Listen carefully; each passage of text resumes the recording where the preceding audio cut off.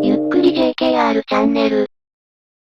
ねえねえマリサ、私の生きているうちにやりたいこと100選ってあるじゃない？涼しい顔でさらっと言ってやがるが、それはいつも言うようにお前が一方的に存在を知らしめてきただけであって、私には何の関係もないし、なんなら1ミリたりとも興味すら。あ、これもしかしたら過去に何度かあったムカつくパターン。本当に君は成長せんな、マリサくん。今回の動画は後編動画だったよね？後編動画では私は願い事は言わないルールにしているということをなぜいつも忘れるのかな？そうだな。忘れる理由があるとすれば、それはどうでも良いと思っているからだな。視聴者の皆さんもきっと同じだろう。こやつ、身も蓋もないことを。ということで尺の無駄になるので先に進めるよ。前回はスラム街ヤンジ村の前編動画だったが、このシーンで終わっている。ただマリサ、私ね、ヤンジ村の夜がどうなっているか気になって今日眠れそうもないわ。それは私も同感だ。ヤンジ村の夜ってどうなっているのかな。ヤンジ村の夜が気になる。お前らな、今まで何を見ていたんだ？夜なんてどんな危険が潜んでいるかわからないし、ここは自宅からも遠くて一回帰ってから、来ました。そざこな目くじの割には気合入っているじゃない。とまあ頑張ってくれたところ申し訳ないが、このままだと尺が長くなりすぎて30分超えの動画になってしまうので、ヤンジ村の夜は後編でお送りすることにするよ。ブー。そうだったわね。うぷ主のやつ小賢しい真似をしおって。長編動画となることを避けたかったようだから勘弁してやってくれ。では後編の解説を始めるよ。ほい。では後編も村の入り口付近から始めるよ。宗教施設銀座ね。ここは教会。確かに3軒も並んでいるからわからんでもないが、〇〇銀座とはなんか古い言い方だな。でここは仏教施設。見た目は食堂っぽいがな。で、また教会ね。だな、不思議な感じの電気がついているな。ちなみに今は夜の8時半。まあこの3軒より気になるのは、この反省部屋っぽいブースだよな。そうね、ドアが閉まっていて昼間以上に何のブースなのか余計わからなくなってるけどね。ちょっとだけ何のブースか判明できることを期待していたけど夜ではやはり無理だったか。仕方がないから先に進もう。一応村に入る前にあった廃墟も見てからにしようか。普通の住宅街にポツンとあった廃墟ね。そうこれ。でも夜だと真っ暗の不気味さは伝わるものの、建物自体は全く見えなくなっちゃうわね。プルルルプルー。新兵器、LED ライトクソ雑魚なめくじうぷ主も少しは考えたようね。住民の方々のご迷惑にならない範囲で使っていくよ。それが良いわね。それではいよいよ村に入っていこうか。ほい。やっぱりここ病院坂から入っていくのが良いな。もうマリサも普通に病院坂って言っちゃっているわね。おっと、うぷ主の金田一耕助ファン精神が映っちゃったかな。マリサはまだ遠い目をしながら言ってはいないからたまたまだと思いたいわ。まあでもタルドンネといえばやっぱり坂だし、夜だとさらに雰囲気マシマシね。今レイムがさらっとタルドンネと言ったがここで一応タルドンネとは何ぞやの説明だ。すでにご存知の方には繰り返しとなるがタルドンネとは。ちょっと知っていると韓国通と言われるかもしれないぞコーナー。タルドンネ。日本語に訳すと月の町となる。韓国では現在タルドンネとは貧民街の代名詞となっているが、原因はその生い立ちにある。1950年代の朝鮮戦争時に焼き出された貧しい人たちや、1960年代の反岸の奇跡と言われる高度成長期に地方からソウルに出てきた貧しい人たちが、地価の高いソウル中心部に住むことができず、ちょっと離れた人気のない山がちな土地を、不法占拠して住み始めたのが始まりだ。その後もそういった人々がどんどん増えていって、後からその地域に住み始めた人は、山の上へと行くしかなく、どんどん山の頂上に向かって家が増えていった。そしてそういった町のことを、月に手が届きそうな町、月の町、タルドンネと呼ぶようになった。今もタルドンネはたくさん残っているが、再開発の波に押されて高層マンション群になったり、逆にノスタルジーを感じるということで再開発はするものの昔ながらの雰囲気を残すことにされた場所もある。もちろん未だに貧民街、すなわちスラム街のままのところもあるが、微妙な再開発と廃墟が入り混ざってカオスとなっている場所が大半なのが現実だ。では諸君、また会おう。うるさいわねー。うぷ主の野郎、また私の仕事取りやがって。なんか BGM 消えたけどどうしたの？夜の雰囲気というか緊張感をお伝えしたいと思ってな。だいぶ静かね。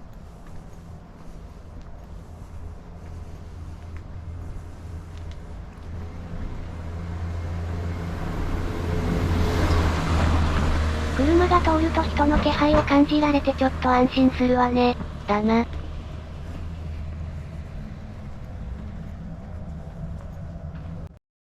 ここは一応村のメインストリートだから所々電気がついている家があったな。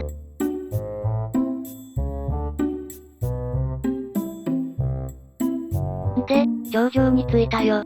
向こう側にもスラム街が広がっているが、ほぼ電気がついていなくてよく見えない。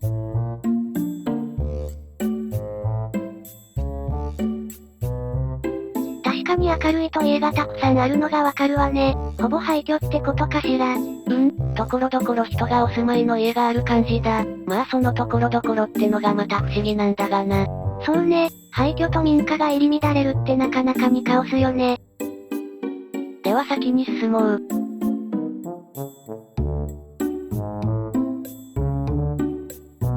とここで面白いものを見つけたよ。真っ暗で見えんが。ポチッとな。なんじゃこりゃ。これは山積みにされた練炭だ。ほへー、誰かがまとめ買いしたのかな。いや、これはおそらく自治体がまとめ買いしたか、企業などの CSR 活動での寄付だと思う。企業が寄付をするんだ。韓国では CSR 活動は本当に活発で、タルドンネでの練炭寄付やお弁当寄付なんかもよくあるよ。でまた何か出てきたけど、これはゴミ捨て場かな？だな、最近できた感じでかなり綺麗だ。すごいな、防犯カメラ付き。さすが防犯カメラの国韓国ね。ではここからは横道をチェックしていくよ。とその前に、ここにも練炭が積み上がっているぞ。最初にこの坂を登った時は気づかなかったわね。確かにな。まさか一度登って降りてくる間に積み上げられたのかしら。まさか夜に運んでは来ないだろう。見落としていただけだと思うぞ。そっか。じゃあ横道に入っていくよ。完全に分解された家の裏に廃墟があるのね。左隣は電気がついているので人がお住まいなのよね。ヤンジ村の場合、隣というか完全に壁がくっついている場合が多いんだよな。一軒家同士なのに珍しい作りよね。ここは分解された家の壁が廃墟とくっついたまま一部だけ残っている感じだな。ほへー。なんか穴があるわね。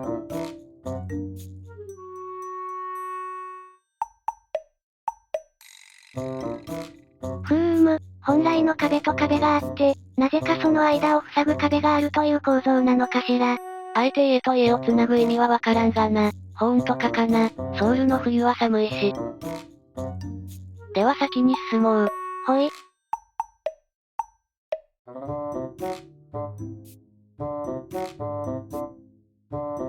今の廃墟の玄関。なんか怖。そしてタルドンネお約束の頭の高さの電線。しかも切れてる。暗闇でこれは完全にトラップじゃない。つかこれはもちろん盛大な振りかな？お前な、夜のスラム街で感電なんかしたら本当にシャレにならんだろ。だから言っているんだけど。お前本当にそういうところだぞ。ってめちゃめちゃ明るい電灯ね。電灯は明るいんだが、家は完全に廃墟だ。あらら、これは S 級廃墟ね。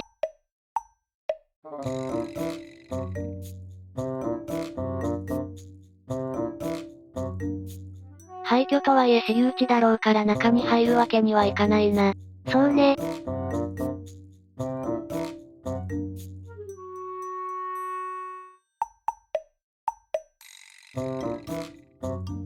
今の廃墟の外側の壁にはなぜか時計。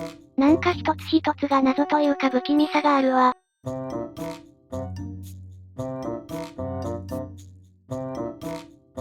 では別の横道を目指していこうか。ほい。ここでも BGM 切るのね。その場の雰囲気を感じてくれ。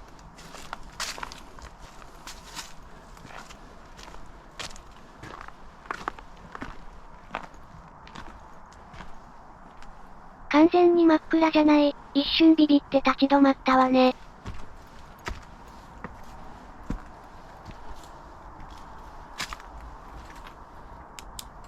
ライトをつけると突然出てきたように見えるからびっくりするわ。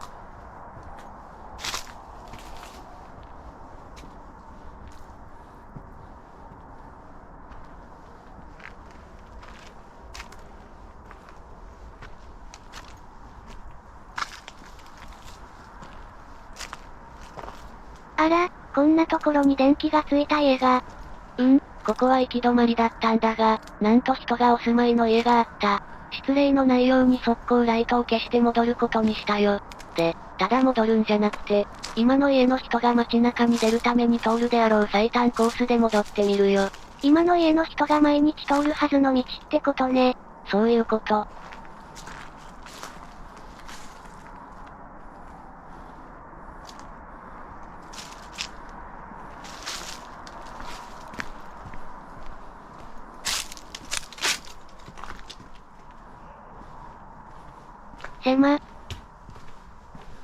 ライトを消してみるとこんな感じ。わお。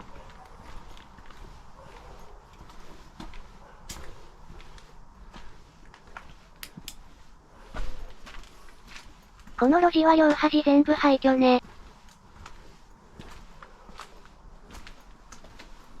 ちょっと振り向いてみようか。やめてよ、何かいたらどうするのよ。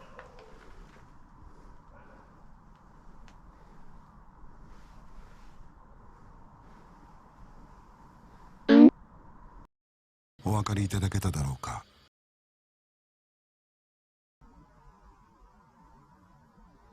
うわ、何か隠れたぞ。もう一度見てみよう。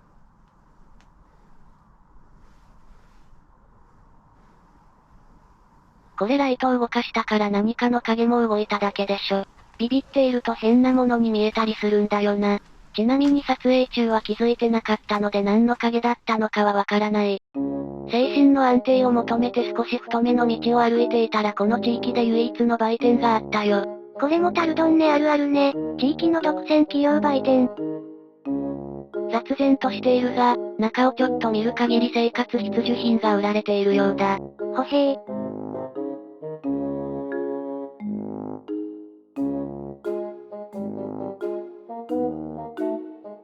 では気を取り直して別の横道に行くよ。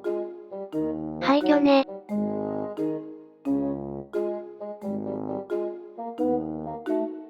ここは昼間も来たところだが、ここから先を見るのは自己責任でお願いします。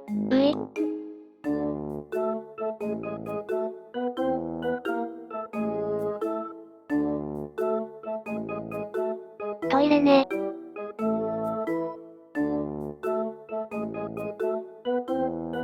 トイレの内側に出入り口はなかったので、この玄関を一度出てトイレに行っていたことになるな。過酷ね。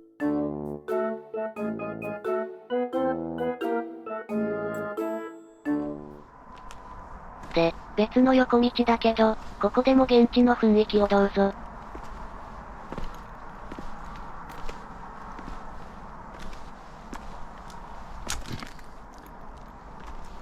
おっと、今のは効果音ではなくマジ音だったな。よし転げ落ちなかったな。セーフ。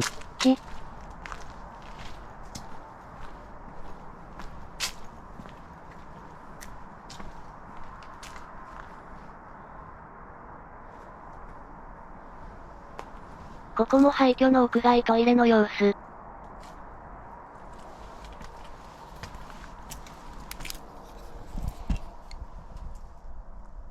タイルがトイレを物語っているけど、もはやゴミ捨て場ね。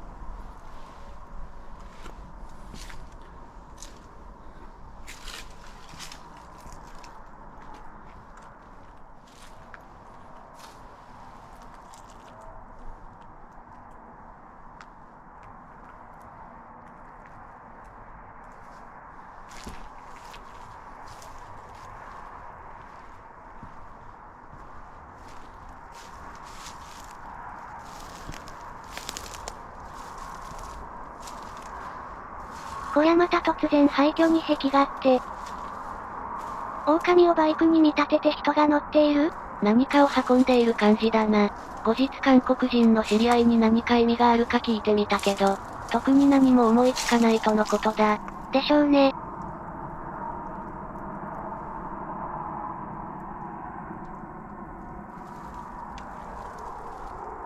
街灯は完全にぶっ壊れているわね。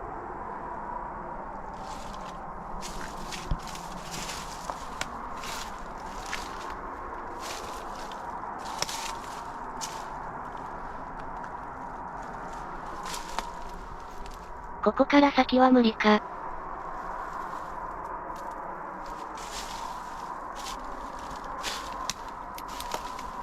ライトを消すと一気に暗くなるわね。なんだかんだ新兵器役に立っているじゃない。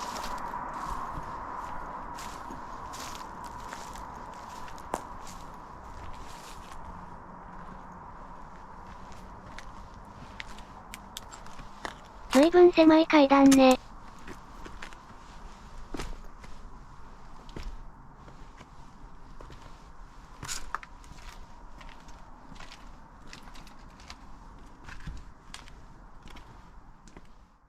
ではまた別の場所だよ。ここは大きめの道沿いなんだけど、昼間も来た植物廃墟だ。家が植物に覆われちゃっていた廃墟ね。そうそう。ちょっと緑が減ってる？実は昼間と夜の撮影時期が結構期間が空いているんだ。実は昼間はイテウォンの圧死事故の前、夜は事故の後に撮影したんだ。事故の後色々あってなかなか撮影に出られなかったんだよ。なるほど、その間季節が移り変わったってことね。色々あっていつの間にか冬になっていたんだ。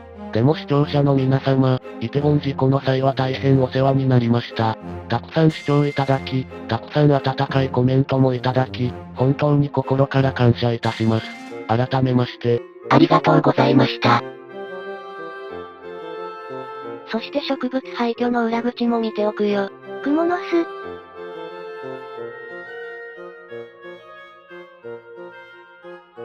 屋根には相変わらず意味不明のお皿ね。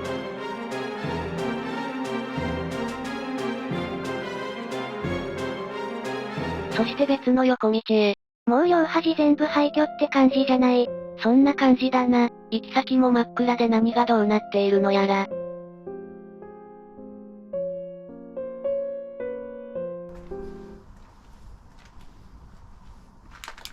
うわ、小屋ガチだわ。行くんかい。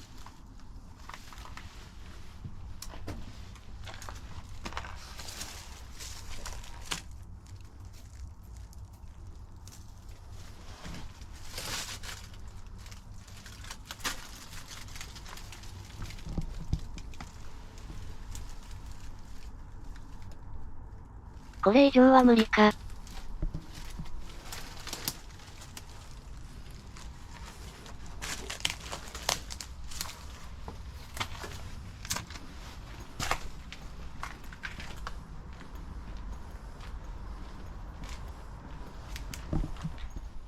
そしてまた別の横道へ。久々に電気がついているお家。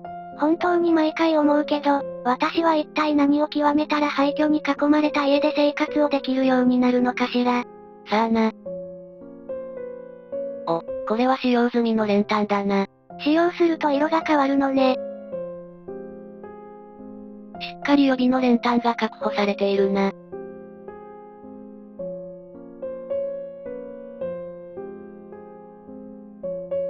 ここは倒壊の危険性から立ち入り禁止のテープが張り巡らされている廃墟だ。確かにいつ崩れてもおかしくない感じね。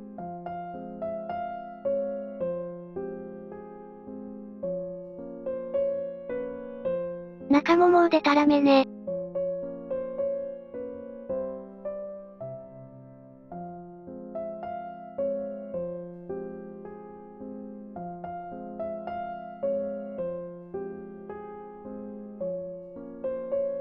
そして昼間に引き続きまた出ました。水いっぱいかつ足場不安定の受け。これは危険すぎるトラップだ。通ってはならない気がする。あんたね、昼間通った時全く問題なかったでしょうよ。うざ。このドアは怖いけどね、人が出てきたら気絶できる自信があるわ。そして不気味に照らされている公衆トイレ。とりあえず女子トイレの赤ランプはついていないわね。さすがにそんな非常事態の瞬間にはぶち当たらんだろう。このウプ主、その辺意外と侮れないけどね。ジェントルマン台だけ開けてみるか。電気つかないんかい。自動ではないのかな。スイッチも見当たらんけど。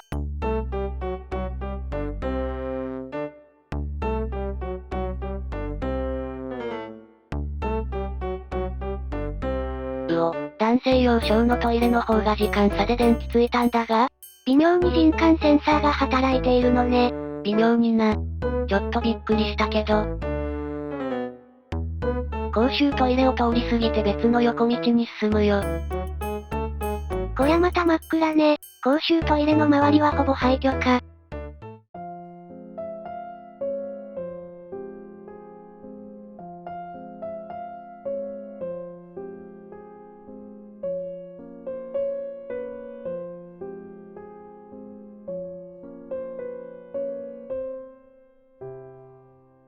ここは倒壊済みの廃墟で破片とかが飛び散らないようにネットで囲ってあるようだ。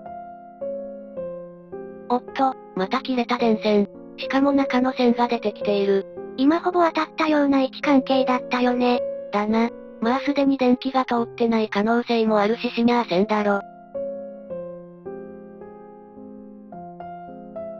そしてまた別の横道へ。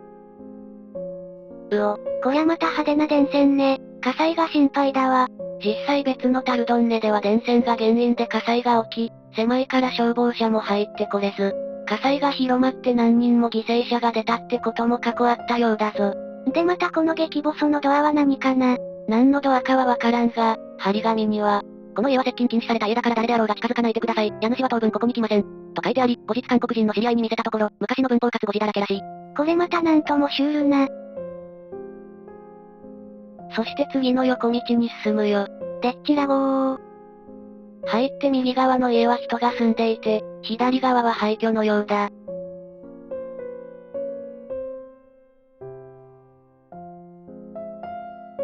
で、進んでいくと、右側の人がお住まいの家と、もう一軒がここでくっついていて、なんかあえて無理にくっつけているように見えるのよね。右は人がお住まいで、左は廃墟ってことかな？だな。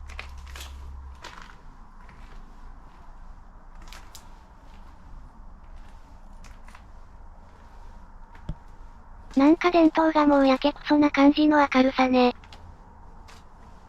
門は錆びているものの、地面は綺麗だし人の出入りがあってもおかしくはない気もするけど。どうだろうな。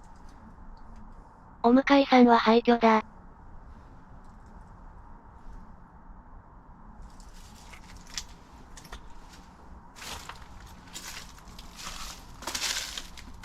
この窓を見るとやっぱり廃墟かな。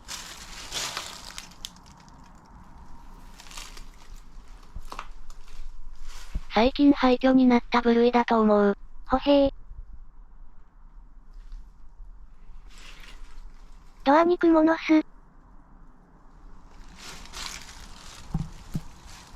ビビった。電線に触れたと思ったら木の枝だった。カメラに当たった音がしてたな、わら。狭い階段を登っていくよ。さっきのやけくそ電灯がないととても通れない感じだな。なるほど、このためだったのね。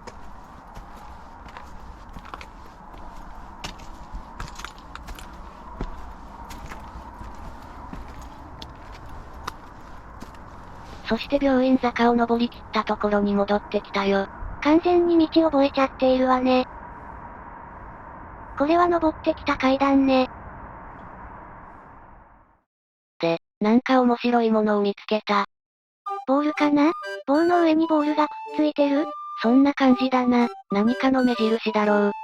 おそらくなんだが、ここは病院坂の頂上で、左カーブになっていることから、他の車が曲がれなくなってしまうので、ここには駐車するなのマーク、に間違いないだろうと一旦は思ったんだけど。ここだけ地面が車の形っぽく乾いているってことは、車がついさっきまで止まっていたということで、同じここに駐車するなのマークではあるものの、ここは俺様の場所だから他のやつは駐車するなのマークのようだ。公道だろうに、もうでたらめね。ということで夜のヤンジ村、霊夢よどうだった？そうね、昼間はノスタルジーを感じてよかったけど、夜は緊張感を感じられてよかったわ。今後こういったところが再開発で減ってしまうのが寂しいと思う反面、住民の方々の生活インフラがしっかり整ってほしいとも思ったわね。それは確かにそうだな。それでは皆さん、最後までご覧いただきありがとうございました。今後も韓国に関する色々な情報を発信してまいりますので、今回この動画に奇跡的にたどり着いた方は見失ってしまう前にチャンネル登録よろしくね。Twitter のフォローもお願いね。それでは皆さん、See you!